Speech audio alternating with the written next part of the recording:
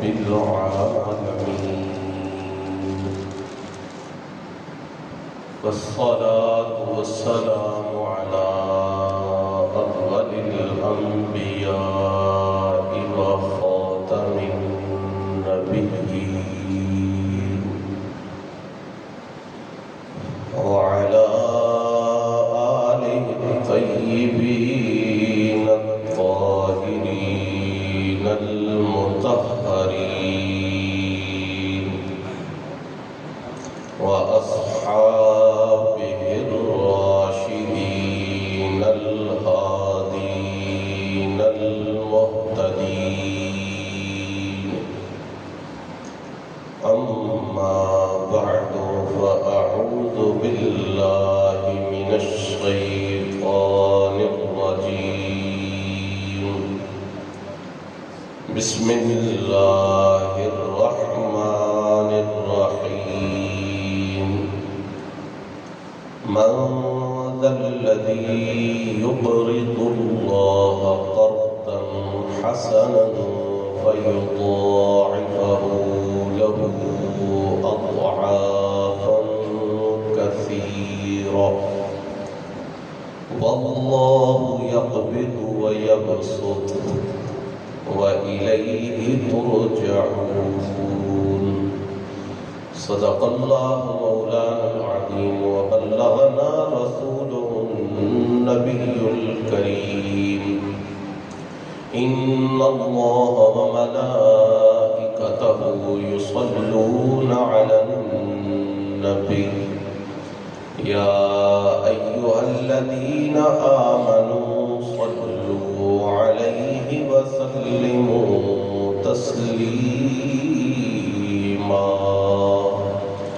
اللهم صل على محمد وعلى آل محمد وبارك وسلم. الصلاة والسلام عليك يا سيدي يا رسول الله، وعلى آلك وأصحابك يا سيدي يا حبيب الله. الصلاة والسلام عليك يا قائد الغر المحجلين، وعلى آلك وأصحابك يا شفيع المذنبين. حمد و صلاة کے بعد معزز و محتشم حاضرین و سامعین، اللہ جل جلالہ کے فضل و کرم سے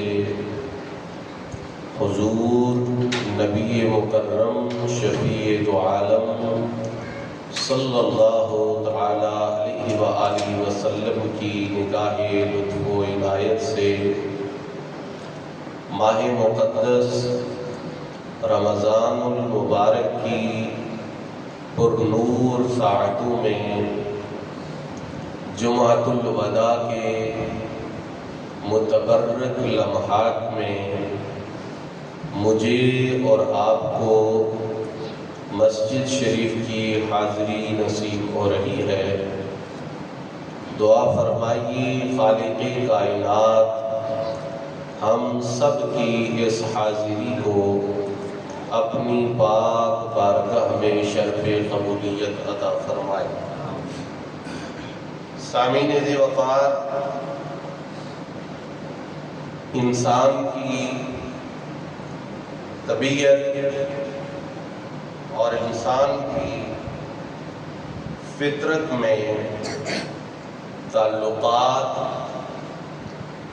اور رشتوں کی رعایت اور محبت رکھی گئی ہے.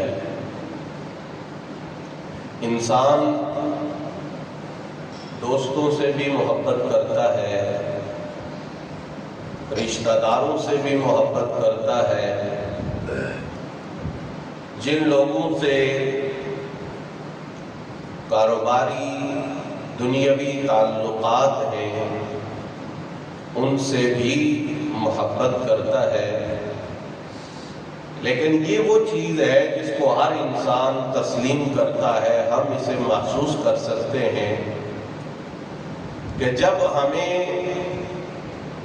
محبت کرنے والی، شفقت کرنے والی، پیار کرنے والی کوئی ایسی پرسنالٹی سامنے آتی ہے جس کی محبت، جس کا پیار، جس کی شفقت ہم نے پہلے دیکھی نہیں ہوتی، تو ہم اس کی شفقت کو، اس کی محبت کو محسوس کرنے کے بعد یہ اظہار کرتے ہیں کہ اصل محبت تو یہ ہے جو مجھے اس سے ملی ہے، اور باقی جو تعلقات، باقی جو محبتیں ہیں وہ پیچھے رہ جاتی ہیں.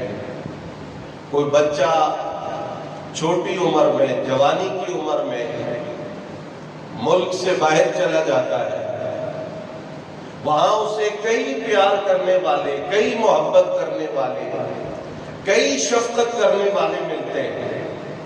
لیکن جب کچھ وقت گزار کے وہ واپس اپنے ملک آتا ہے، اپنی والدہ، اپنے والد، اپنے بہن بھائیوں میں، پھر اپنے بچوں میں، اہل خانہ میں ان کی محبتیں، ان کا پیار دیکھتا ہے تو وہ کہتا ہے کہ اصل تو شفقت اور محبت اور پیار یہ ہے. یعنی انسان جہاں زیادہ محبت کا احساس کرتا ہے، وہاں جو کم درجہ کی محبتیں ہیں انسان ان کو پیچھے کرتا ہے. انسان کہتا ہے کہ یہ اصل محبت ہے، یہ اصل تعلق ہے، یہ اصل رشتہ ہے. یقین فرمائیے کہ جب انسان اس محبت کو، اس تعلق کو محسوس کرتا ہے جو اللہ کا اپنے بندے کے ساتھ ہے، تو اس وقت باقی جتنی محبتیں ہیں، جتنے تعلقات ہیں، جتنے روابط ہیں، یہ نہیں ہے کہ بندہ کہتا ہے کہ میں انہیں چھوڑ دوں، لیکن وہ یہ ضرور کہتا ہے کہ جو محبت خالق و مالک، جو مہربانی پیدا کرنے والا پروردگار اپنے بندے سے کرتا ہے، ایسی محبت نہ کہیں سنی، نہ کہیں دیکھی اور نہ کہیں محسوس کی ہے.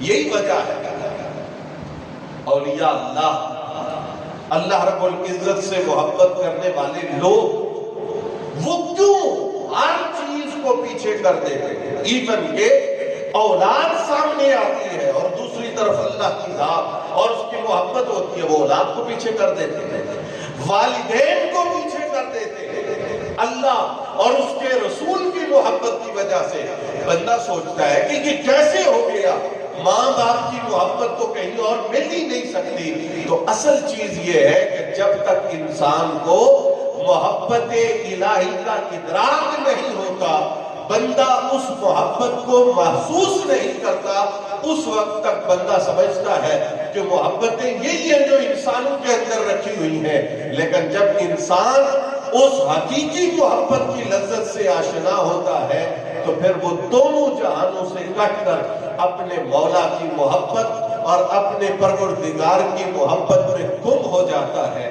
اس محبت کے، اس مہربانی کے کئی انداز ہمیں قرآن مجید کے اندر اور احادیث طیبہ کے اندر ملتے ہیں، جن میں سے ایک انداز یہ ہے جو آج موضوع سخن بھی ہے، قرض حسن. یہ لفظ قرآن نے استعمال کیا. سب سے بہترین قرض، اور یہ کون سا قرض ہے، یہ کون سا مال ہے، یہ کون سا پیسہ ہے؟ اللہ اکبر، جو بندہ اپنے رب کی بارگاہ میں خرچ کرتا ہے. سوچے کبھی ہم نے اپنے بیٹے کو پیسے دے کے کہا ہے بیٹا یہ قرض ہے کل واپس کرنا ہے؟ تعلق ایسا ہے نا، ہم یہ کہہ نہیں سکتے. ہم کہتے ہیں ہم اس سے بھی زیادہ کریں تو ہم تیرے اوپر خرچ کریں. کبھی فرما بردار اولاد اپنے والدین پر خرچ کر کے یہ کبھی نہیں کہتی کہ جناب میں نے آپ کو قرض دیا ہے، یہ آپ نے مجھے واپس لوٹانا ہے. وہ کہتے ہمارے لیے یہ سعادت ہے، ہمارے لیے یہ خوش بختی ہے کہ ہم اپنے والدین کے کام آ سکے، ہم نے ان کی کوئی ضرورت پوری کر دی۔ کوئی ایسی محبتیں کرنے والا نہیں، جو مہربانی، جو محبت کرنے والا ہمارا پروردگار ہے بلا تشبیہ و تمثیل۔ اس کے باوجود بندہ جو مال اس کی راہ میں خرچ کرتا ہے، وہ رب قرآن میں فرماتا ہے یہ قرض حسن ہے۔ جس طرح تمہیں امید ہوتی ہے کہ مجھے واپس ملے گا، تم پورا یقین رکھو کہ تمہیں اللہ رب العزت یہ واپس لوٹائے گا۔ اور اس سے خوبصورت بات یہ ہے کہ یہ تو آپ خود خرچ کر رہے ہیں، اگر کوئی شخص آپ کے پاس مال رکھے اور پھر اپنے رکھے ہوئے مال میں سے کہے کہ مجھے اتنا دے دو، اور آپ اسے دیں اور وہ کہیں گے یہ تو تیرا میرے اوپر قرض ہے، تو آپ کہیں گے یہ قرض کیسے ہو سکتا ہے؟ بھئی یہ ساری رقم، یہ سارا مال، یہ سارا پیسہ تو تو نے مجھے دیا ہے، اب تیرا دیا ہوا وہ قرض کیسے کہلا سکتا ہے؟ پر قربان جائے اس پروردگار کی عظمت پہ کہ دینے والا وہ ہے۔ ہمارے پاس جو کچھ ہے وہ اس کا ہے، جو کچھ عطا کیا ہے وہ اس نے دیا ہے۔ ہم اس دنیا میں آئے تھے، ہمارے بدن پر پہننے کے لیے لباس بھی نہیں تھا، بے لباس اس جہان میں پیدا ہوئے ہیں، اور پھر اللہ رب العزت نے اتنا عطا کیا، اتنا عطا کیا کہ ہماری ساری ضرورتیں پوری ہو گئی۔ سمجھیے اس بات کو۔ اور پھر ضرورتیں پوری ہونے کے بعد اللہ نے جو اضافی عطا فرمایا، رب کہتا ہے اس میں سے اگر میری راہ میں خرچ کرتے ہو تو میں اس کو بھی ٹائٹل دیتا ہوں قرض حسن کا، کہ یہ بندے تیرا اپنے رب کی بارگاہ میں قرض ہے۔ اور جس طرح کوئی امانتدار، دیانتدار آدمی اگر آپ کو ملے، آپ اسے قرض دیں تو آپ کو یقین ہوتا ہے کہ یہ واپس لوٹائے گا۔ رب تعالیٰ سے بڑھ کر سچا کوئی نہیں، رب تعالیٰ سے بڑھ کر اپنی بات کو پورا فرمانے والا کوئی نہیں۔ وہ مولا کہتا ہے جو میری بارگاہ میں خرچ کرتا ہے یہ قرض حسن ہے، اور میں اپنے بندے کو یقینی طور پر واپس عطا فرماؤں گا۔ اب قرآن کے لفظ سنیے، اللہ اکبر، انداز کیا ہے؟ من ذا الذی یقرض اللہ قرضا حسنا۔ اللہ، قرض مانگنے والے بہت لوگ ہوتے ہیں، مجھے ضرورت ہے، مجھے ضرورت ہے، مجھے ضرورت ہے، لیکن اگر کوئی معزز شخصیت جس کی زبان سے کبھی آپ نے سوال نہ سنا ہو، جس کو آپ ذاتی طور پر جانتے ہو، جس پر آپ بھرپور اعتماد کرتے ہو، اگر وہ چار بندوں میں بیٹھ کے کہہ دے کہ کون ہے جو مجھے قرض دے، وہ سارے اٹھ کے کھڑے ہو جائیں گے۔ میں اگر وہ دے سکتے، میں اس خدمت میں آگے چلوں گا، میں آپ کی ضرورت پوری کروں گا۔ اور بہت سارے تو وہ ہوں گے جو کہیں گے کہ آپ کو ضرورت پیش آئی ہے، آپ قرض کی بات نہ کریں، ہم ویسے آپ کی ضرورت کو پورا کریں گے۔ میرے بھائی کو اللہ سے بڑا کوئی نہیں، اللہ سے بڑھ کر ہمارا معبود، ہمارا مالک، ہمارا خالق، ہمارے لیے سب سے بڑھ کر ہمارا رب ہے۔ وہ اللہ قرآن میں کہتا ہے من ذا الذی یقرض اللہ قرضا حسنا۔ کون ہے جو اپنے اللہ کو قرض دینا چاہے گا؟ اللہ جس نے سب کچھ دیا ہے، اور یہ قرض حسن ہے۔ اس سے بہترین قرض کوئی نہیں ہو سکتا، اس سے اعلیٰ قرض کوئی نہیں ہو سکتا۔ اب بڑی توجہ سے یہ بات سمجھیے، میں کسی سے قرض مانگوں، میری ضرورت ہے، آپ کسی سے قرض مانگے، آپ کی ضرورت ہے۔ کوئی انسان کسی سے قرض لیتا ہے، کیوں؟ اس کی ضرورت ہے۔ اللہ تو بے نیاز ہے، تجھے تو ضرورت ہی نہیں ہے کسی چیز کی، تو سب کی ضرورتیں پوری کرنے والا ہے، پھر تو اپنے بندوں سے فرما رہا ہے۔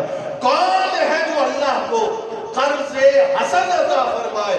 رب تعالیٰ قرآن مجید فرقان حمید میں اس کا جواب ارشاد فرماتا ہے، فرمایا فَيُضَاعِفَهُ لَهُ أَضْعَافًا كَثِيرًا۔ فرمایا اللہ تو ضرورتوں سے پاک ہے، اللہ کو بے نیاز ہے، اسے تو کسی کی کوئی ضرورت نہیں۔ مولا پھر یہ قرض لے کیوں رہا ہے؟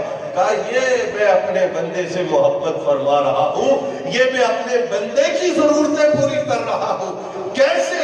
فرمایا کون ہے جو اللہ کو قرض دے قرض حسن اور اللہ اس کا قرض کئی گنا بڑھا کر اسے واپس عطا فرما دے؟ فرمایا یہ تم اللہ کو کچھ نہیں دے رہے، نہ تم دے سکتے ہو، نہ تمہاری یہ اوقات ہے۔ حقیقت یہ ہے جب تم 1 روپیہ اللہ کی بارگاہ میں دیتے ہو تو رب تعالیٰ فرماتا ہے یہ قرض حسن ہے اور میں کئی گنا بڑھا کر اس کا بدلہ، اس کا صلہ، اس کا اجر اپنے بندے کو عطا فرماؤں گا۔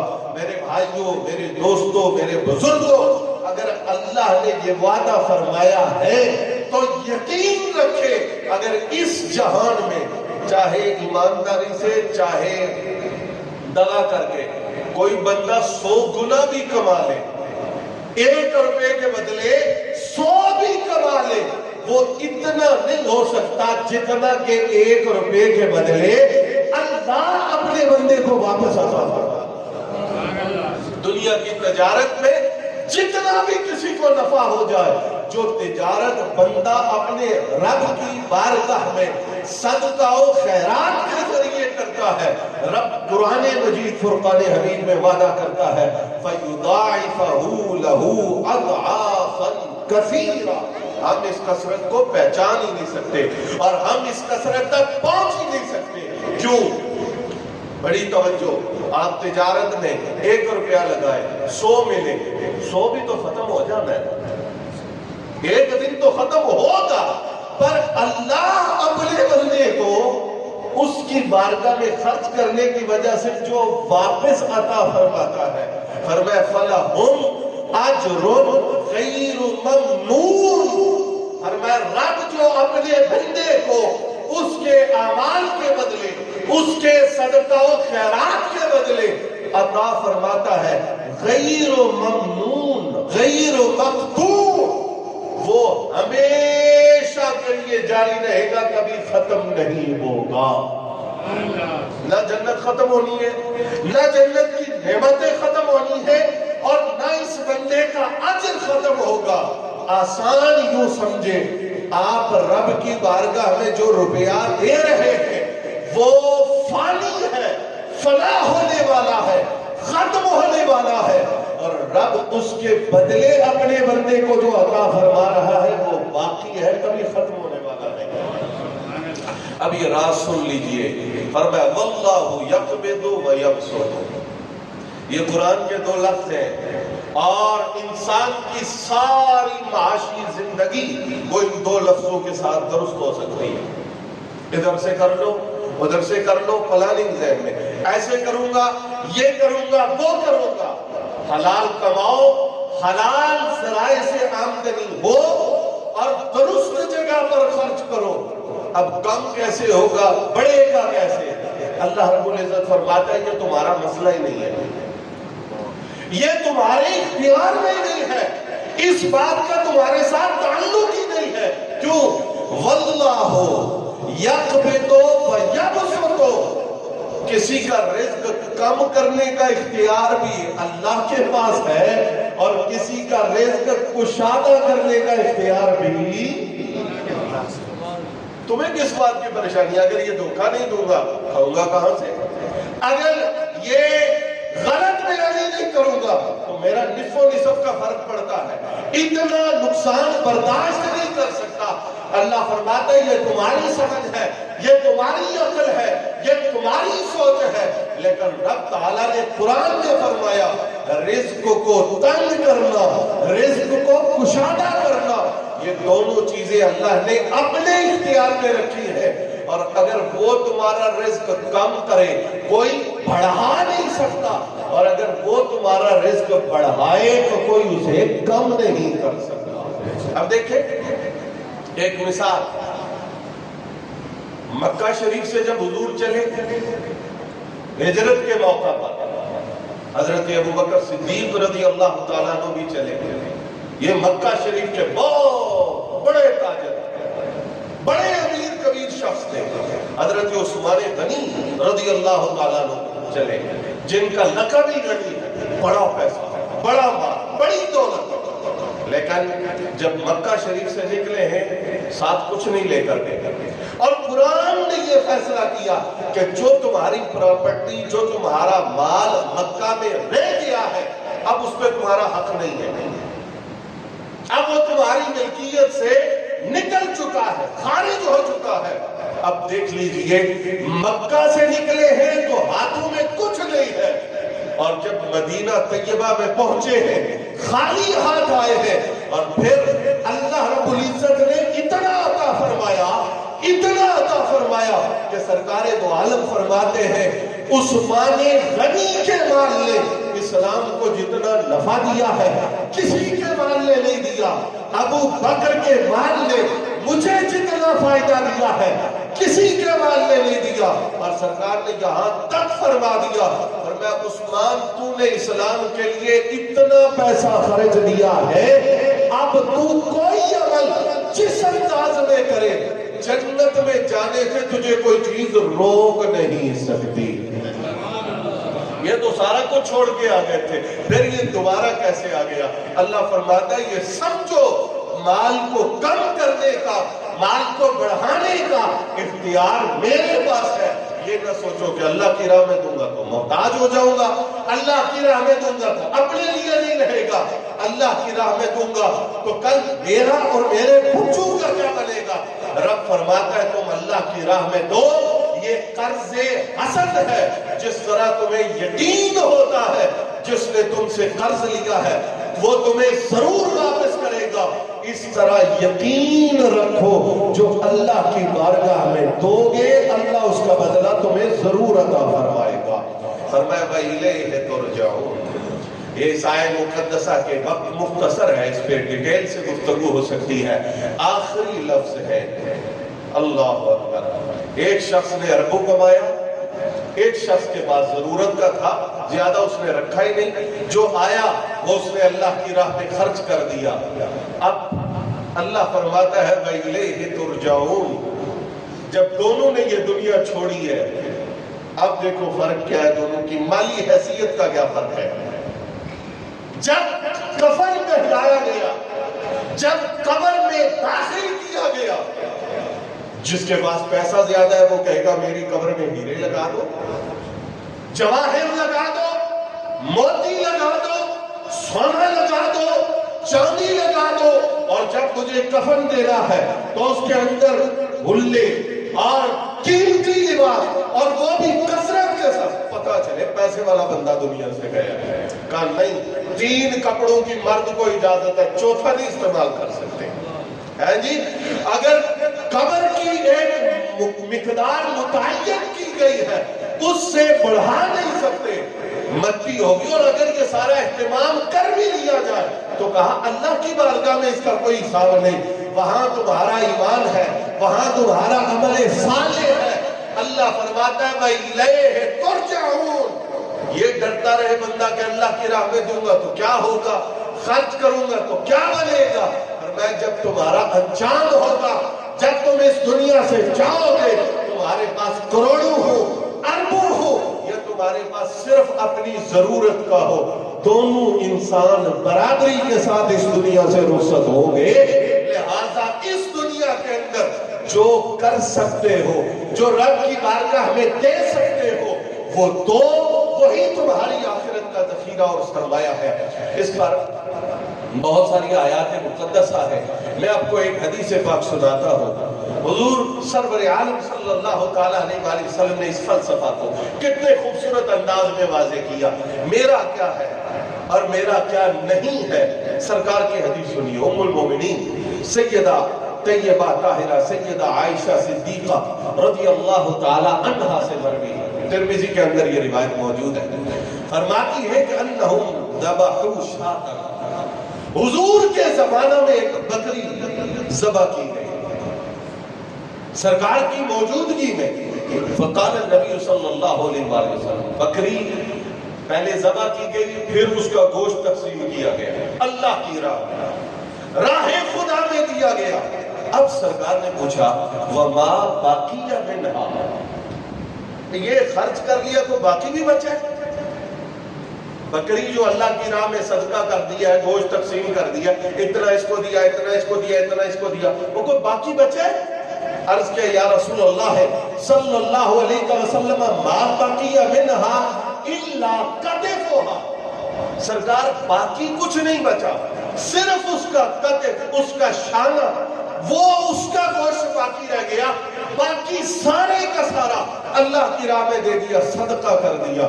اب سرکار نے پتہ اس بات پر کیا جملہ ارشاد فرمایا، سبحان اللہ، سرکار نے فرمایا بقیہ کلھا غیر قطفھا، فرمایا ساری بچ گئی ہے، ایک شانہ نہیں بچا۔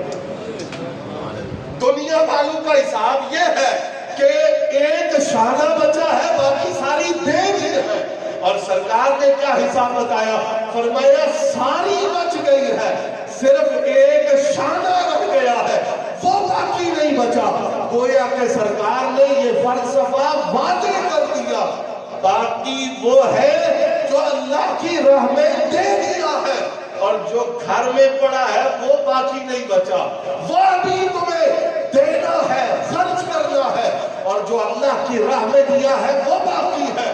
اور سرکار کا یہ فرمانا یہ عقلی طور پر بھی آپ سمجھ سکتے ہیں، اس لیے کہ باقیہ کا معنی ہے کسی چیز کا باقی رکھنا، کسی چیز کا فنا نہ ہونا۔ حضور نے فرمایا جو گھر میں رکھا ہے وہ گل سڑ کے ختم ہو جائے گا، وہ فنا ہو جائے گا، وہ ضائع ہو جائے گا، اور جو اللہ کی راہ میں دیا ہے کل قیامت کے دن بھی وہ موجود رہے گا، اللہ کی بارگاہ سے اس کا اجر اور اس کا ثواب تمہیں دیا جائے گا۔ سو باقی وہ ہے جو تم نے رب کی راہ میں دے دیا ہے، اور جو تم نے بچا کے رکھا ہے وہ باقی نہیں ہے، وہ فانی ہے، وہ فنا ہونے والا ہے۔ حضرات گرامی قدر رسول اکرم صلی اللہ تعالیٰ علیہ وآلہ وسلم نے، سبحان اللہ، میرے آقا سے بڑھ کر اللہ کی مخلوق میں کوئی سچا، بولیے بولیے، اللہ کی مخلوق میں حضور سے بڑھ کر کوئی سچا نہیں، یہ ہمارا عقیدہ ہے، یہ ہمارا ایمان ہے۔ پر سرکار دو عالم نے قسم ذکر فرمائی، میرے آقا قسم ذکر فرمائے، حضور قسم بیان فرمائے، تو پھر اس بات کی سچائی کا عالم کیا ہوگا؟ اللہ اکبر۔ حدیث میں آتا ہے حضور صلی اللہ تعالیٰ علیہ وآلہ وسلم نے ارشاد فرمایا ثلاثۃ اقسم علیہن واحدثکم حدیثا فاحفظوہ، فرمائے میرے امتیوں تین چیزیں ایسی ہیں جو تمہیں میں حلف اٹھا کر بیان کر رہا ہوں، قسم ذکر کر کے تمہارے سامنے وہ بیان کر رہا ہوں، اور فاحفظوہ، ان مذکورہ چیزوں کو اچھے طریقے سے یاد رکھنا، بھولنا نہیں ہے۔ اور یہ یاد رکھنے کا بھی کوئی معنی ہے، یہ نہیں کہ آپ رٹ لیں، یہ نہیں ہے کہ جب کوئی آپ سے سنے تو آپ سنا سکیں۔ یاد رکھنے کا معنی یہ ہے کہ جب ان تین کاموں میں سے کسی پر بھی عمل کرنے کا موقع ملے تو اس وقت تمہیں سرکار کا فرمان یاد آ جانا چاہیے۔ بات خیال شیف میں آ رہی ہے؟ یاد کرنے کا یہ مقصد نہیں ہے کہ رٹا لگا لیا، یاد رکھنے کا مقصد یہ ہے کہ جب موقع آئے ان تین چیزوں پر عمل کرنے کا تو تمہیں حضور کا فرمان یاد آ جائے۔ سرکار دو عالم نے فرمایا پہلی چیز ما نقص مال عبد من صدقہ، یہ سرکار نے قسم ذکر فرمائی ہے، فرمایا بندے کا مال صدقہ دینے کی وجہ سے کم نہیں ہوتا۔ ہم کہتے ہیں 1000 روپیہ تھا 100 دے دیا ہے 900 رہ گیا، کم تو ہوا ہے۔ اب ایمان کا تقاضا یہ ہے تم وہ اپنی گنتی نہ دیکھو، تم نبی پاک کی زبان مبارک کو دیکھو۔ میرے آقا نے فرمایا کام نہیں ہوتا تو نہیں ہوتا، اور صرف سرکار کا فرمانا ہی ہمارے لیے کافی ہے، پر سرکار نے قسم ذکر فرمائی۔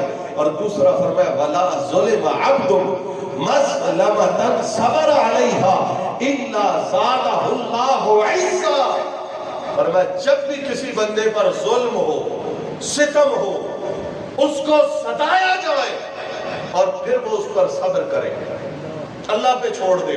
میرے آقا نے قسم ذکر فرمائی, فرمایا اللہ کی قسم جب بندے کو ستایا جائے اور وہ صبر کرے اللہ اس کی عزت میں اضافہ فرما دیتا. لوگ آ جاتے ہیں بس یہ ختم ہو گئے, کہانی ہو گئی, اس بندے نہیں تھا تیرے ہی کچھ نہیں, اب اینڈ ہو گیا اس بندے کا, یہ تو 4 دن جی نہیں سکتا. لیکن میرے مصطفیٰ فرماتے ہیں یہ تم اپنی نظر سے دیکھ رہے ہو, اور میں یہ کہتا ہوں علفاً کہتا ہوں کہ جس نے اللہ کی رضا کے لیے ظلم پہ مصیبت پہ صبر کر لیا اللہ تعالیٰ اس کی عزت میں اضافہ فرما دے گا. اور تیسری بات, اور یہ بڑی سوچنے والی بات ہے, ہاں یہ دور ایسا آ گیا, ہم دیکھ رہے ہیں لوگ مانگنا بیکاری پر, ضرورت بھی ہوگی لیکن خیر یہ چیز بڑھ رہی ہے, جس رفتار سے بڑھ رہی ہے آپ سب لوگ سمجھتے ہیں.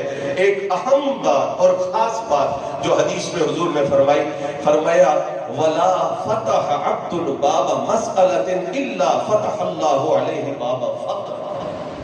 فرمایا جب کوئی بندہ سوال کرنے کا دروازہ کھول لیتا ہے نا اپنے اوپر, مانگنا شروع کر دیتا ہے, بیکاری بن جاتا, اسے عادت پڑ جاتی ہے لوگوں سے سوال کرنے کی, اللہ کی پناہ, فرمایا اللہ اس پر محتاجی کا دروازہ کھول دیتا ہے. تو اب بندے سے مانگنا شروع ہو گیا نا, دیکھ پھر یہ تیری ضرورتیں پوری کرتے لگا رہے, ساری زندگی مانگتا رہے گا, تیری ضرورتیں پوری نہیں ہوں گی, اور یہ فقر, یہ محتاجی, یہ فاقہ بڑھتا ہی چلا جائے گا. ضرورتیں کس کی پوری ہوتی ہے؟ جو مخلوق سے سوال ترک کرے, جب مانگے اپنے رب سے مانگے, جو رب سے مانگنے کی عادت بنا لیتا ہے. اللہ فرماتا ہے میں تجھے اتنا دوں گا, صرف تیری ضرورتیں پوری نہیں ہوگی بلکہ تیرے ذریعے سے میری مخلوق کی ضرورتیں بھی پوری ہوں گی, میں تجھے اتنا عطا فرماؤں گا. حضرات گرامی قدر رسول اکرم صلی اللہ علیہ وآلہ وسلم نے استفہامیہ انداز, اور یہ سرکار کے فرامین میں بہت زیادہ پایا گیا ہے. حضور نے یہ بات ارشاد فرمائی, سرکار نے فرمایا کہ ایکم مال وارثہ احب الیہ من مالی. فرمایا صحابہ بیٹھے ہوئے, مجلس لگی ہوئی ہے سرکار دو عالم کی, سرکار نے فرمایا تم میں سے کون ہے, اب وہاں چرب زبانی اور غلط بیانی تو نہیں ہو سکتی نا, وہاں تو بات وہ کرنی ہے جو سچی ہے. سرکار نے فرمایا تم میں سے کون ہے جس کو اپنے وارث کا مال اپنے مال سے زیادہ پیارا ہو, اپنے ورثاء کا مال اپنے مال سے زیادہ بہتر ہو. یہ محمود غزنوی کا باپ مرنے لگا تھا, بالکل آخری سانسیں تھی, تو سامنے سے ایک قاصد آیا اور اس نے کہا کہ یہ فوت ہونے لگا شگفتگی, تو میں اس کو مرنے سے پہلے جلدی ایک خبر دے دوں. اور اس نے آتے ہی کہا کہ بادشاہ سلامت, فلاں علاقہ, فلاں مملکت, فلاں جگہ فتح ہو گئی ہے, آپ کو بڑی مبارک ہو. تو اس کو پتا تھا کہ میری زندگی کی آخری سانس ہے, تو اس نے کہا یہ مبارک مجھے نہ دو, میرے دشمنوں کو دو. اب دشمن کون تھا؟ اس کا بیٹا محمود غزنوی تھا. اس نے کہا میں تو دنیا چھوڑ کے جا رہا ہوں, اب ملک فتح ہو یا پیسہ آئے یا لشکر آئے, مجھے اس سے کیا فائدہ ہوگا؟ یہ بشارت خوشخبری میرے لیے نہیں ہے, یہ تو میری اولاد کے لیے ہے, میرے ورثاء کے لیے ہے, جو کل میرے مال پہ لڑیں گے, جو میرا مال نوچیں گے, جو میرا مال ایک دوسرے کے ہاتھوں سے کھینچیں گے. ایک کہے گا یہ میرا ہے, ایک کہے گا یہ میرا ہے. سرکار نے فرمایا بتاؤ کس کو اپنے مال سے بڑھ کر اپنے وارث کا مال محبوب ہے؟ قالوا یا رسول اللہ ما منا احد الا مالہ احب الیہ. صحابہ تھے سچی بات کی, یا رسول اللہ ٹھیک ہے ہماری اولاد ہماری وارث بنتی ہے, بہن بھائی وارث بنتے ہیں, لیکن اپنے مال سے بڑھ کر ان کا مال پیارا تو نہیں ہوتا, اپنی چیز تو اپنی ہوتی ہے. اب سرکار نے راز کھولا, فرمایا فَإِنَّ مَالَهُ مَا قَدَّمَ وَمَالَ وَارِثِهِ مَا أَخَّرَ. فرمایا جو تو بندہ اللہ کی راہ میں دے دیتا ہے یہ بندے کا اپنا مال ہے, اور جو وہ جمع کر کے رکھتا ہے یہ اس کے وارثوں کا مال ہے. اب تم خود سوچ لو کہ اپنے لیے زیادہ اکٹھا کرنا ہے یا اپنے وارثوں کے لیے زیادہ اکٹھا کر کے جانا ہے. عقل مند انسان وہ ہے جو اپنی ذات کے لیے زیادہ اکٹھا کرے گا. اور سرکار دو عالم نے فرمایا جو اپنی ذات کے لیے اکٹھا کرنا چاہتا ہے وہ اللہ کی راہ میں دے۔ دوستو صبح جب ہم فجر کی نماز پڑھتے ہیں اس کے بعد ہم اپنی اماں جی سے دعا لیتے ہیں، والد صاحب سے دعا لیتے ہیں، گھر والوں سے کوئی اور مل جائے اس سے دعا لیتے ہیں، خود بھی اللہ کی بارگاہ میں دعا کرتے ہیں۔ لیکن ایک دعا ہے بڑی مقبول دعا، فائدے کی بھی ہے اور پھر دعا نقصان کی بھی ہے، جس کو ہم اپنی زبان میں بددعا کہتے ہیں۔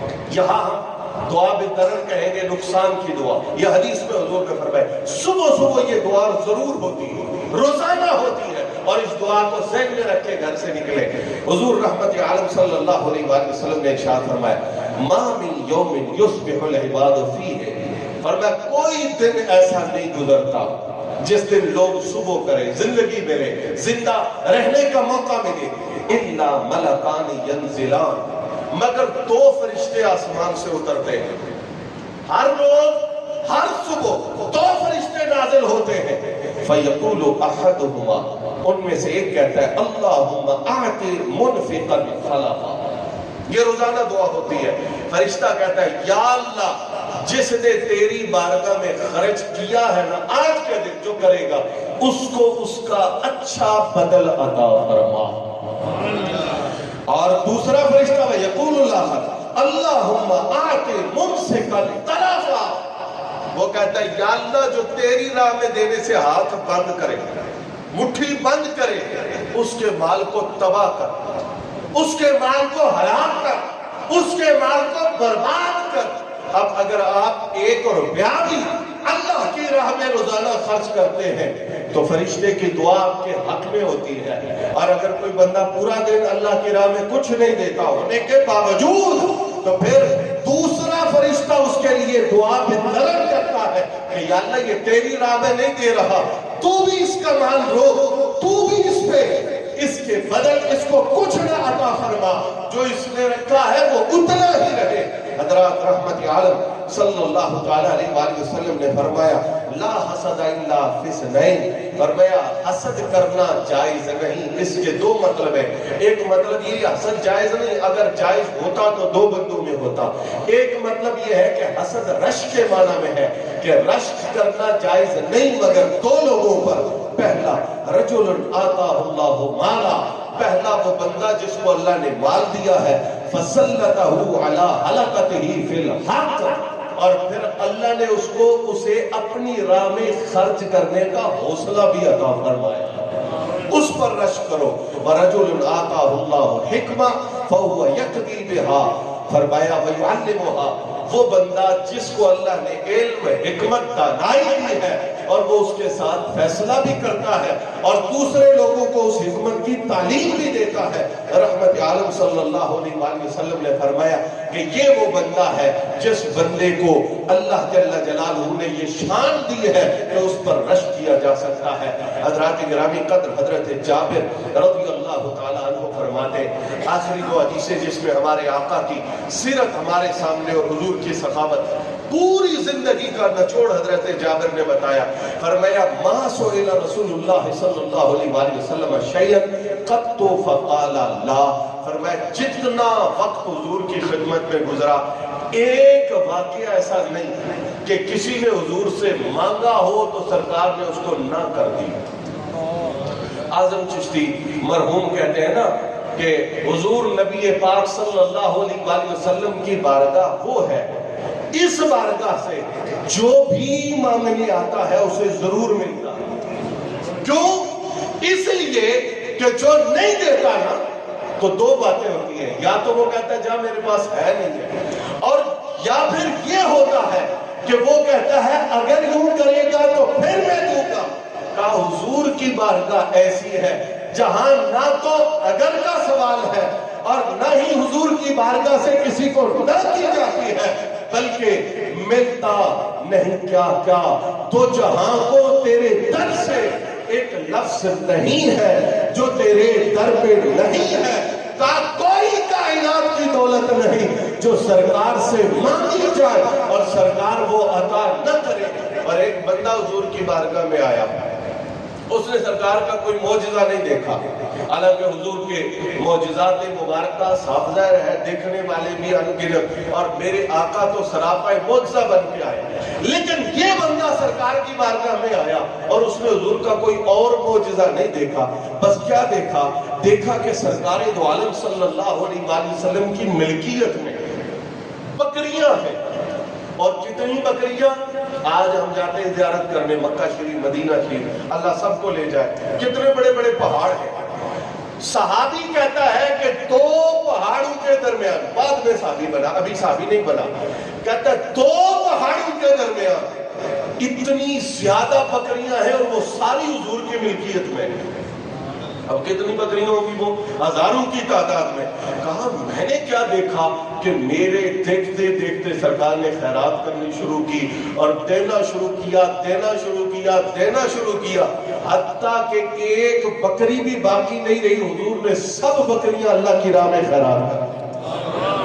اب جب اس بندے نے یہ منظر دیکھا، اس نے بات کی نہیں، اس نے کوئی معجزہ طلب ہی نہیں کیا، وہ واپس پلٹا اور بھاگ کر مشرکین کے سامنے، کافروں کے سامنے گیا اور جا کر اس نے اعلان کیا، اس نے کہا محمد کو رسول مان لو، محمد پر ایمان لے آؤ، اس لیے کہ دنیا والے جتنا بھی خرچ کر لیں، میں نے اتنی سخاوت کرتے ہوئے کسی بادشاہ کو بھی نہیں دیکھا جو سخاوت کرتے ہوئے میں نے ان کو دیکھا ہے، اور یہ اس طرح خرچ کرتے ہیں کہ یہ فکر ہی نہیں ہوتی کہ باقی رکھنا ہے، کام آئے گا، ضرورت پوری ہوگی۔